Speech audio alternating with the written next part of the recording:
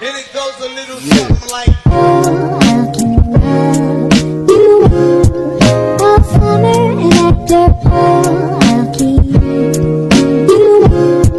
a farmer.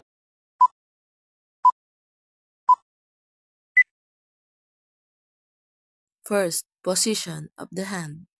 Second position of the hand. Third position of the hand. Fourth position of the hand. Fifth position of the hand. First position of the feet. Second position of the feet.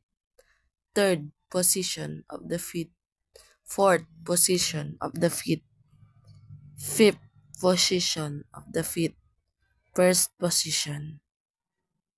Second position.